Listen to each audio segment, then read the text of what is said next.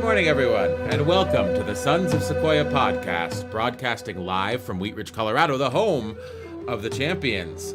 And last night, for the first time in history, the Major League held a game at the Field of Dreams in Iowa, where the Chicago White Sox played the New York Yankees. We watched about half an inning of it, which is when we said, hey, why don't we watch the 1989 film Field of Dreams instead? And so that's what we did, and today we will be talking about the film from 1989. How are you this morning? Oh, I'm doing fine. The Field of Dreams movie is a classic, and I remember I've watched it a number of times, and every time I watch it, I get something new from it. And I think it's a perfect thing to talk about, especially because of the White Sox-Yankees game last night. So it's in the news. I think that inspired us to watch it, so we did watch it. But I have to admit, we had it on VHS when I was a kid, and I saw it dozens of times. And I remember every beat by beat, the whole movie. Watching it again as an adult, I probably hadn't seen it in 20 years or more. I love it just as much. One of my favorite things is, the performances are great, the writing is great. It's a sort of a fantasy film, and there's a lot of comedy in it that I don't think I realized when I was younger. But also, and I knew this from ages and ages ago, it's one of my favorite film scores of all time, the James Horner score. The themes, everything about it, I think it's a fantastic film, and I'm excited to talk about it today. Yeah, and I remember watching it the first time. I thought, oh, baseball, it's really true. Baseball is part of our culture. It's the Field of Dreams really fits. But the story itself, there's a lot of messages in the story. And once I watched it last night with you and Laura, with all of us, I thought more of the takeaways, more of the messages that are in the film. And it is a fantasy. It is about baseball, but it's much deeper than that. And one of our podcasts, we talked about the great baseball legend Yogi Berra and his sayings, yogiisms, and they are philosophical. And the Field of Dreams is there's a lot of messages in here that are really good takeaways for life. It's a very interesting movie. It's about Kevin Costner, and he's out in the field and he hears the voice, the classic voice that says, if you build it, he will come. And it causes him to plow under his corn to build a cornfield. Now, I think the fascinating thing is when he's talking to his wife, who's played by Amy Madigan. She does incredible in this movie. She's hilarious. She sort of steals the show in many respects, even though the performance is turned in by James Earl Jones is also great. I think it's funny because I always felt like Kevin Costner was a bit wooden as an actor, but it sort of serves him well in this particular role. But Amy Madigan is phenomenal in this movie, and you don't really see her in too much other stuff. I could pull up her IMDb, but this was a great performance from her. Wouldn't you agree? Oh, I agree. She was awesome, and I just thought she was adorable. I thought I love his wife. The part she played was super good. I thought I kept saying, oh, I love. What was her name in the film? Anyway, I love the part that Amy played, Amy Madigan. Annie? She did a great job. Annie, yeah. Oh, I love Annie. So she was really endearing in the film. So she did a great job. And Kevin Costner did a great job too. And James Earl Jones. Everything was really good. Yeah. And Ray Liotta. Yeah, Ray Liotta as Shoeless Joe Jackson. So the movie is a fantasy. It's not really a baseball film like maybe Major League. I think Major League might be my second favorite baseball film, and Field of Dreams is my favorite. Part of the reason why Field of Dreams is my favorite is just there's a nostalgia factor from when I was a kid, but also it tugs on the heartstrings while still having a lot of good humor. So the fascinating thing to me is nearly every scene is sort of played for a punchline. And some of it's understated, but it kind of plays like a comedy. It's a comedy, fantasy, baseball movie. Drama, comedy, fantasy, drama, baseball movie. And I think the combination of all those things, it's difficult to pull off, but the movie plays it straight. And so as the viewer, as long as you can suspend your disbelief on the whole fantasy side of things, it becomes sort of an amazing ride that the movie takes you on. Well, I think the fantasy part at first you think, "Oh, this is crazy, what this doesn't happen. What is this?" But then after you begin to realize that, well, wait a minute, there's some messages here. My big takeaway is the meanings and the messages that are given about baseball is just part of it. Baseball is a device that's used to bring up relationships and what's important in life and your family and your history and your future. And anyway, it's a movie that gives you a lot to think about and much far beyond baseball. As a matter of fact, as far as I'm concerned, which is very similar to yogiisms, far beyond baseball.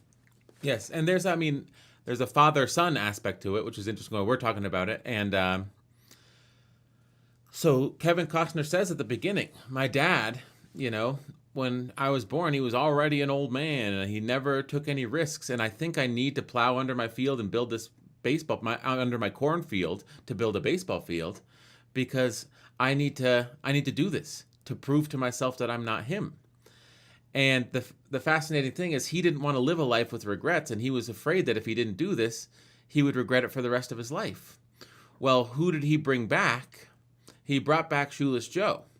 And Shoeless Joe made one mistake in the 1918-1919 World Series that he wished he could take back. And so it's sort of about living free from regrets or having there's this theme of doing things that you'll regret or not sort of achieving your dreams, like Moonlight Graham near the end. He regretted not ever having an at bat. There was just one thing that he wishes that he would have done. He wishes that he would have gotten an at bat in the big leagues, but he got put in the last day of the season. He was in the outfield. There were the ball never left the infield, and that was his only time playing in the big leagues.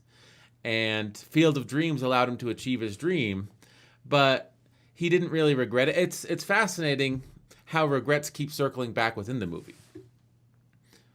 Yeah, like Archibald Graham, Moonlight Graham. He did have a regret that he never got to have an at bat, but when they gave it to him, he said, "I chose being a doctor above my dream." And so, even though you have aspirations and you have dreams, sometimes you have bigger dreams that are even bigger than that. Mm-hmm. And sometimes the bigger dreams are things that are just everyday life. The everyday life is really the dream that you live every single day, and that's kind of what that's my takeaway from Archibald Moonlight Graham. That yeah, and at the end he went back away from the field of dreams. He went back to being a doctor because he chose that. Mm-hmm. So and that was another thing that every actor, I mean every character had. Yeah, they had dreams, but they would always go back. They would always go back, and their dreams were baseball was a metaphor for achieving your dreams, but then also your dreams are in life. Yeah. Now let's talk about the voice. That's Okay. probably the most iconic part of the whole movie. The voice serves as sort of a ghost in the machine to drive Kevin Costner along on his fantastical journey to sort of making the Field of Dreams a reality. What's your interpretation of the voice?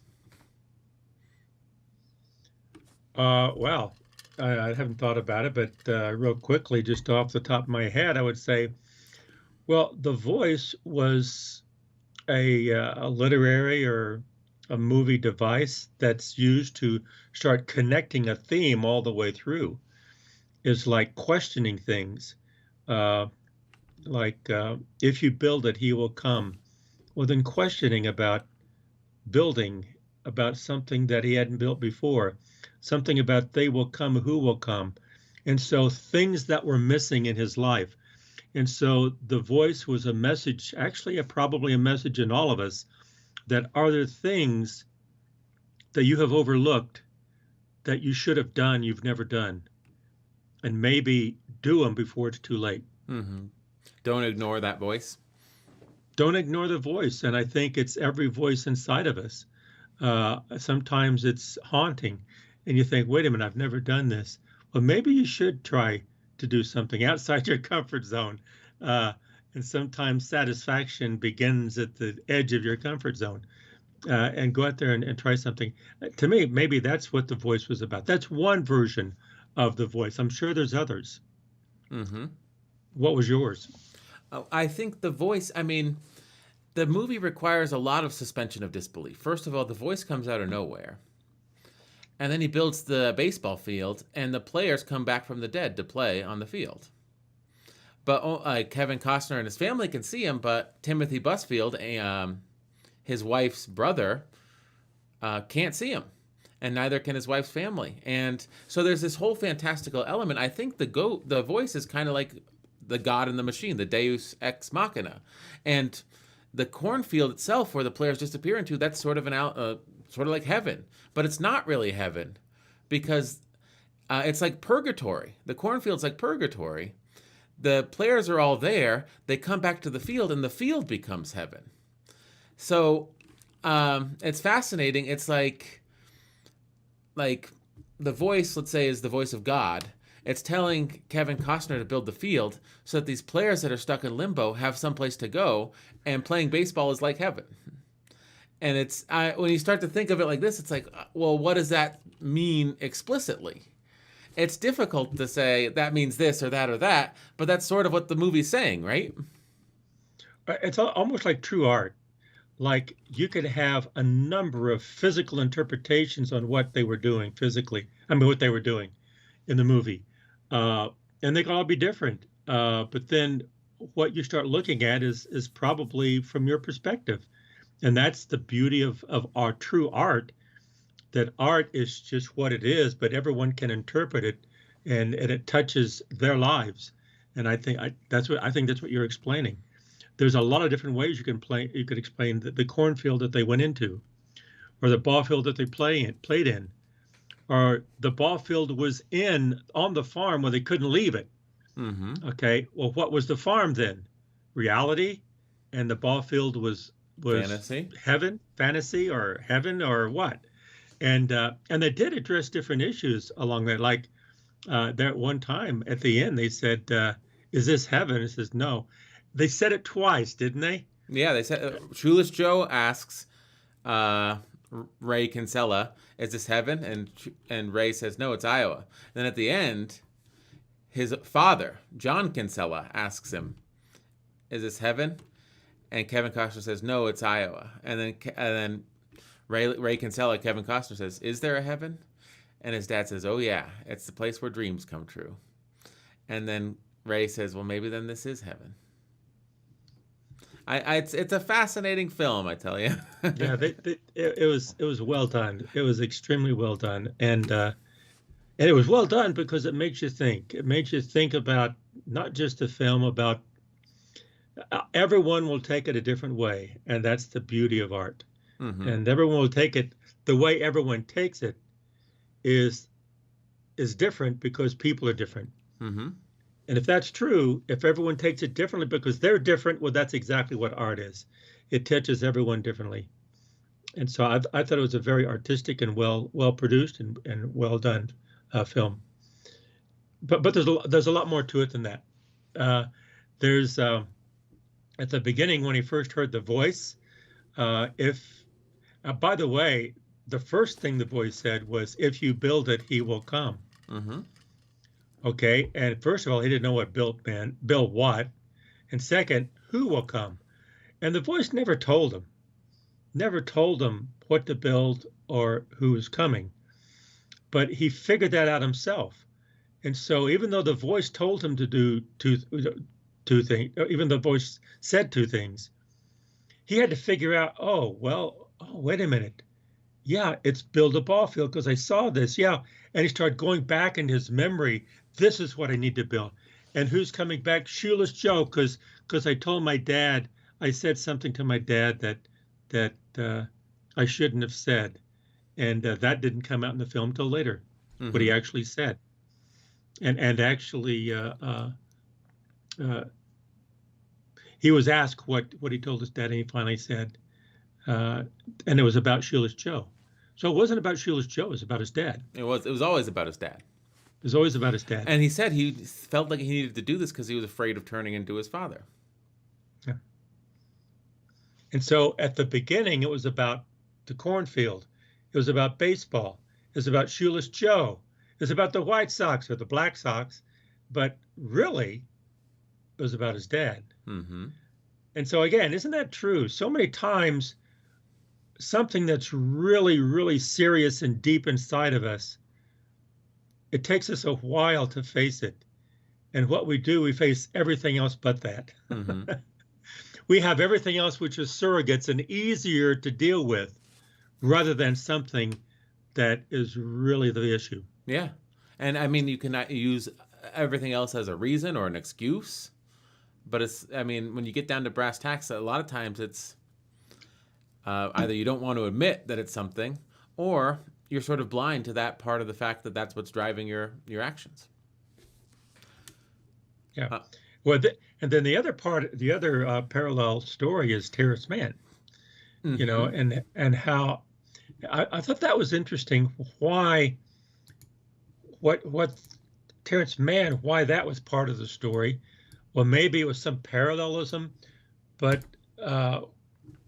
you know, James Earl Jones as Terrence Mann, he did a fantastic job. It was really well done. Yes, I mean, the movie's great, the writing is great, and I think Kevin Costner and Ray Liotta, they benefit from having great lines, but I think the breakout performances are James Earl Jones and Amy Madigan. I mean, they are fantastic. I think they're the best actors in the movie. They did a super job, both of them. I mean, Amy was adorable as Annie, Annie Kinsella, truly. And I go, oh, I love that character. She's likable, and she listens to Kevin Costner's ideas, and as a wife, she supports him, even though his ideas are crazy. And she says that. He says, "Do you?" And Ray asks Annie, he says, "Do you think I'm crazy?" She says, "Yeah, you are crazy, but let's do it. Mm-hmm. If you want to do it, do it." To me, that's just so awesome.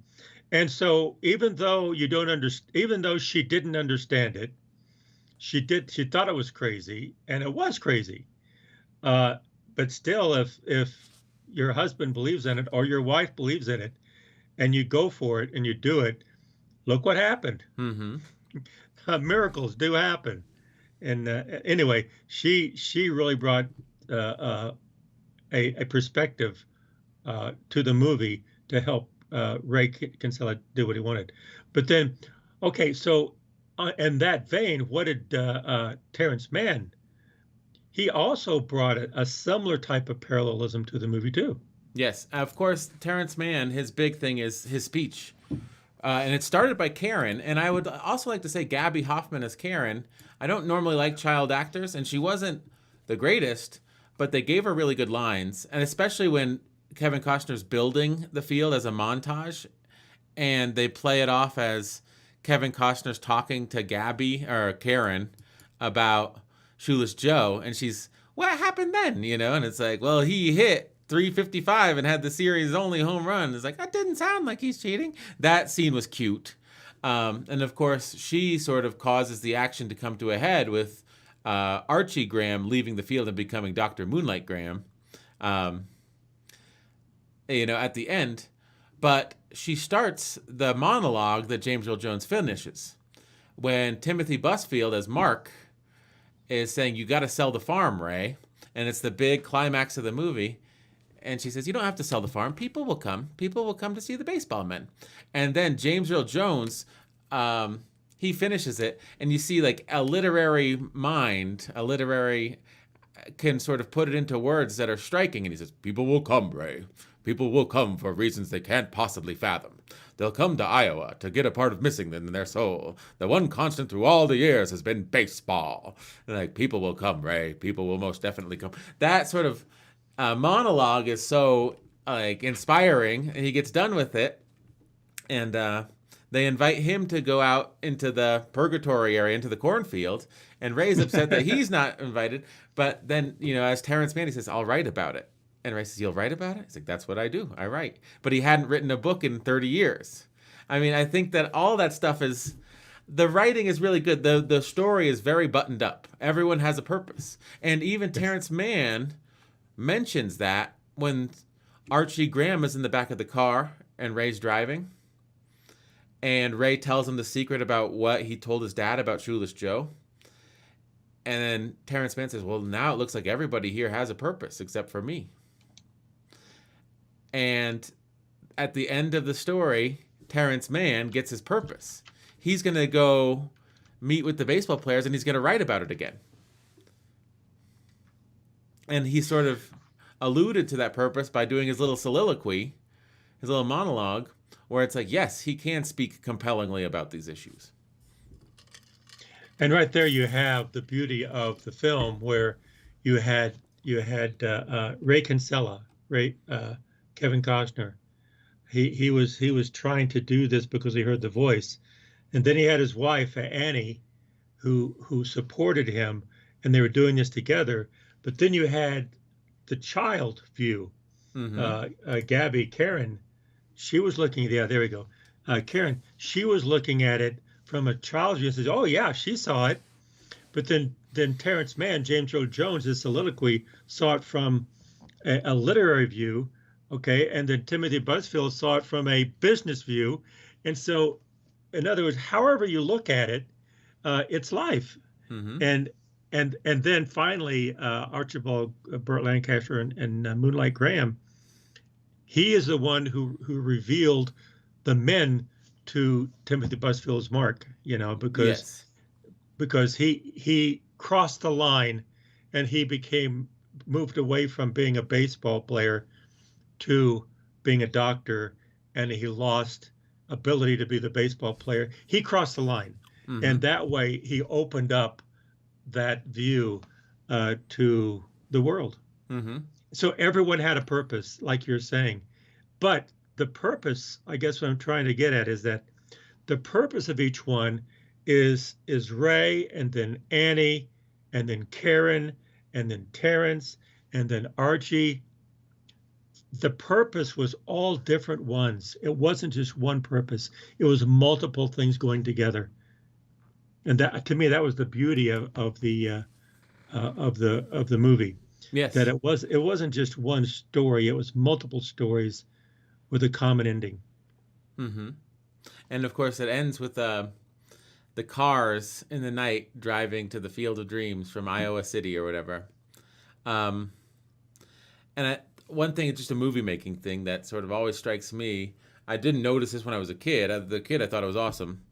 But now as an adult, you see the shots, and it's a helicopter shot.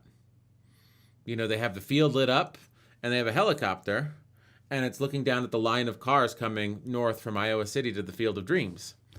And what strikes me is these days, you could get a drone with a gimbal, and you or I could get a shot like that. When back then you'd have to hire a helicopter, and it's even shakier than it would be if you or I spent about $1,000 and bought, a DJI drone, like off the just moved from a movie making perspective. Back in the day, if you wanted an aerial shot, you were renting a helicopter and lugging a film camera onto the helicopter and getting the air. So the final shot of the movie was a helicopter shot, and I'm thinking, wow, it's crazy how much harder it was to make movies in 1989, which wasn't that long ago. That's right. Yeah. And also, to just sort of talk about 1989, it was fascinating to find out information about Terrence Mann. He had to go to the local library and look at microfilm and pull up every, interview Terrence Mann had ever done. And that's how research used to be conducted. When he's on the road, he had to call Annie from a payphone or from the phone in his hotel room. And I just find it fascinating when things like that occur. I wonder, if Field of Dreams were to take place in 2021, when Burt Lancaster opposes himself, would Timothy Busfield pull out his phone and start taking pictures and trying to post it on Instagram? You know what I mean? So have you ever used a microfilm or microfiche? Yes, I'm old enough to have seen it at the Jefferson County Public Library when I was at elementary school age. By the time I got to high school, there was the internet. And of course, not all research had transferred to the internet by that point, but um, by the time I was in college, I never touched microfilm or microfiche because all the journals, scholarly articles, they were all available via the internet. But yes, I'm aware of microfilm and microfiche, and it sounds like a pain in the butt. Oh no, when it came out, it was awesome. You could go through that stuff very quickly with the readers, and Mm-hmm. before that, there's all the books, and you go through the books and try to find what you needed.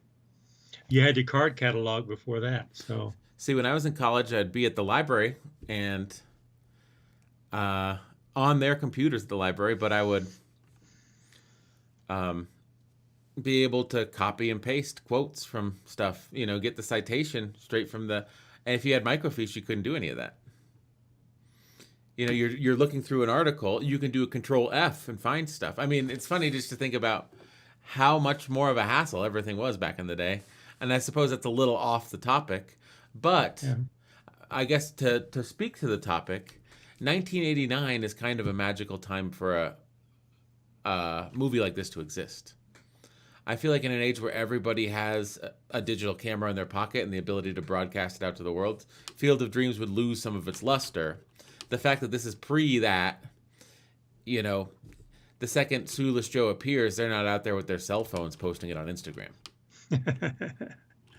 Yeah, it could be the same today. I mean, the results could be the same, but the process would be different. Like you take And pictures and they're not there or something. You know what I mean?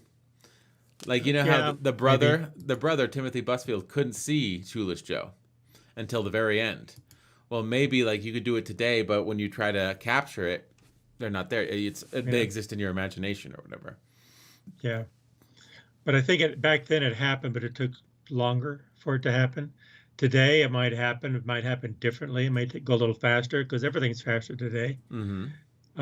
But then again, uh, back then, because it was slower, it took a while for the people to digest what was happening. Mm-hmm. Because remember when Kevin Costner took, when Ray Kinsella took uh, Moonlight Grammar, I'm sorry, uh, Terrence Mann, when Ray Kinsella took Terrence Mann to the game, first of all, Mm-hmm.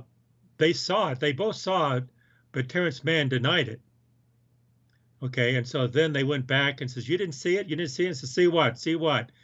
And so so Terrence Mann refused to say that he saw the message on the board, Mm-hmm. right? And so they drove all the way back. Says, "I'm sorry, I bothered you." So what? What are you talking about? So he got out, and so he was going to drive away.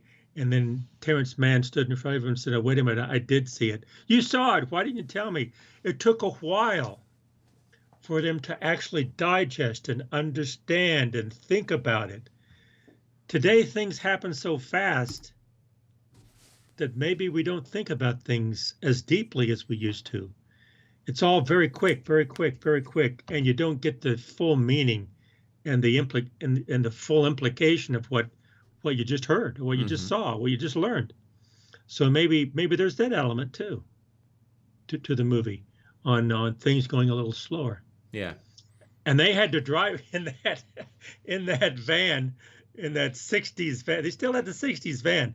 They drove in that 60s van all the way back to Iowa from where was he? Well, he Boston, went to Chicago? Boston and then they went to Minnesota, to Chisholm, Minnesota, to see if they could find Moonlight Graham.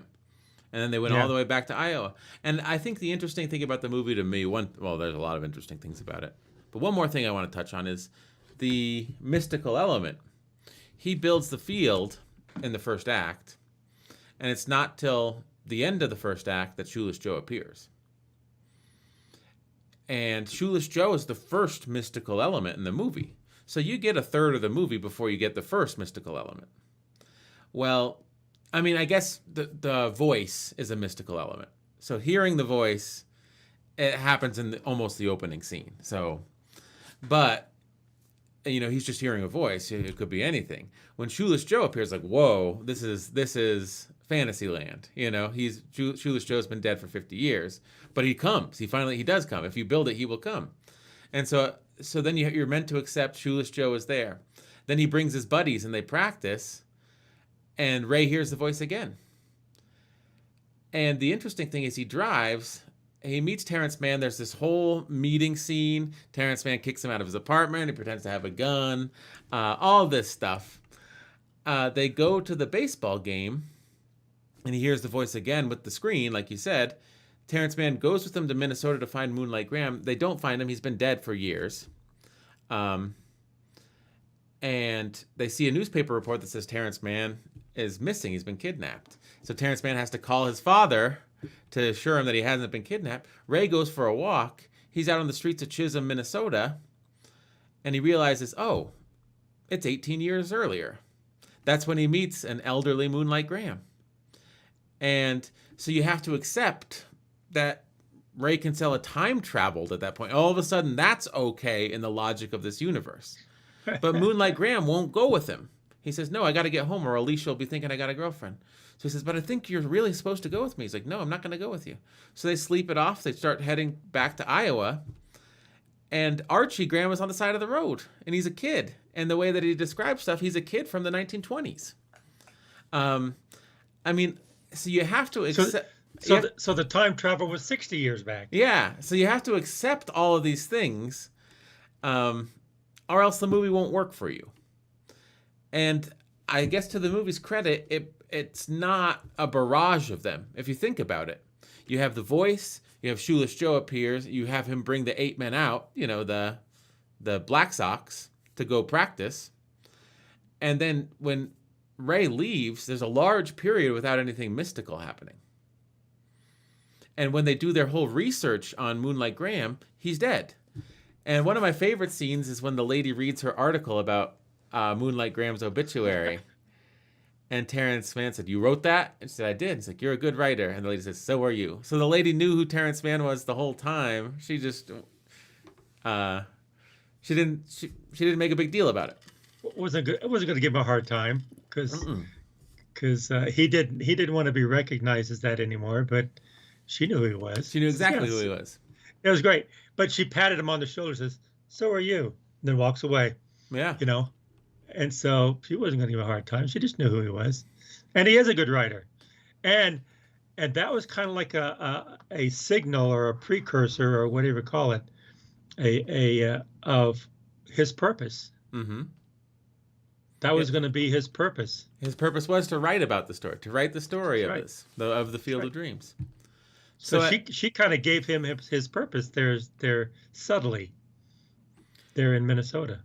So I guess we can conclude, because we've covered the movie basically, but I want to conclude with the final scene.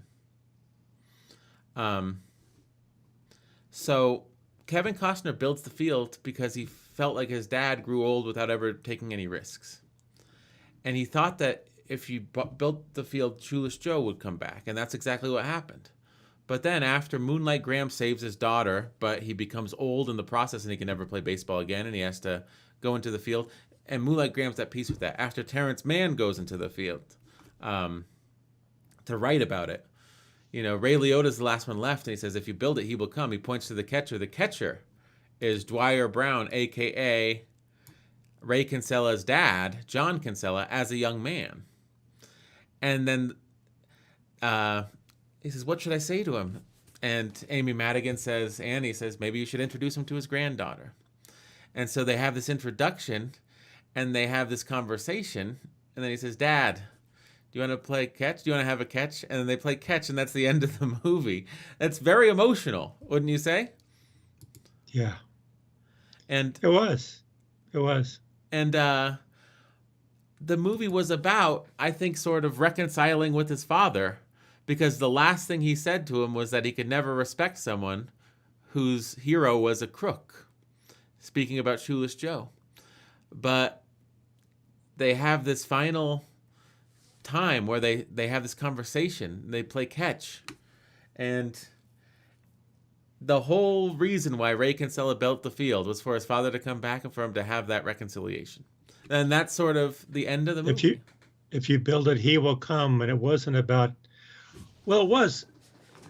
The other thing is that what he told his dad was, I can't respect a man whose hero is a criminal. And he wasn't a criminal. He didn't do any. It was never proven he did anything wrong. He took the money, but he didn't do anything wrong. Mm-hmm. And so Shoeless Joe was part of the Black Sox. He never got to play again. He was blackballed. So, but what happened was that also at the end, David, he said, as Shoeless Joe was walking away in the middle of the field, he was dozens of yards away, and Kevin just said, "Was that you?" In other words, was the voice you? And Shoeless Joe turned around and says, "No, Ray, it was you. It was you saying that." And so it was Ray telling himself, if you build it, he will come. And it wasn't about Shoeless Joe, but it was Shoeless Joe at first. So he reconciled what he said about Shoeless Joe in order that his dad would come. Mm-hmm. And through Shoeless Joe, when his dad came, it ended with playing catch with his dad and shaking his hand. Yeah, Think about it. Thinking about it. Would you, when you're old, when you're in your 30s, if you're in your 30s, 40s, 50s, 60s, 70s, think of what it would be like if you could shake hands with your dad when he was 24 years old or 25 years old today. Mm-hmm. You know, and even if your dad's alive, I mean, what did he do back then? Just knowing him then. And so it connects you with your past. And also, in order to do that, it connects you with the present so you can live for today the way you should. Because your past is part of you. It doesn't dictate where you're going or who or what you have to hit, what you will or will not do. But it is part of who you are. And knowing who you are is essential to being yourself and to enjoy life and living the life the way you should. And so it's all about Ray Kinsella. He was telling himself that. Mm-hmm. But the point is like you said, it's a fantasy. And the fantasy wasn't about fantasy. The fantasy was about a message. To me, it was a message. Yeah, and I mean, as we close, because I think we've said all we need to say about the movie, I just want to say it's a fantastic movie. I think everyone should see it.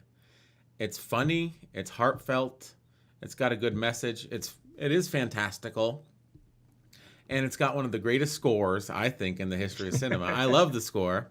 It's good. And it's cool. Don't you think it's just a cool concept? And it's like almost perfectly done. It's almost a perfect movie, I would say. So I would recommend it to anyone out there who hasn't seen it, or if you have seen it, watch it again. You'll like it. I promise.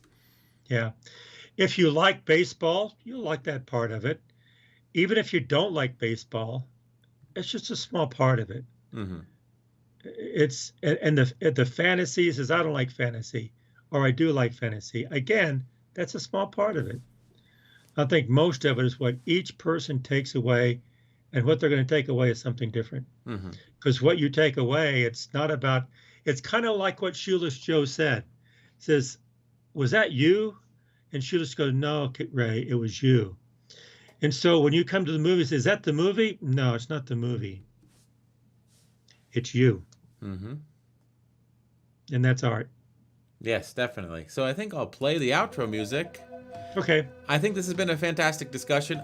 I recommend the movie. This has been Films on Friday. We started with Movie Tuesday. We moved it to Movie Monday when we went 3 days a week. Now we're doing Films on Friday. But maybe we'll discuss a new movie on Monday. Who knows? But this has been the Sons of Sequoia podcast. We broadcast live Mondays, Wednesdays, and Fridays at 9 a.m. Mountain Time on YouTube, and we're available wherever you get your podcasts. Feel free to like or subscribe if you're watching this video, or subscribe to us on any of the podcast services. If there's anything you'd like to say it now, and we'll get out of here. Keep on talking, but listen more than you talk, and try to understand what the other person is saying.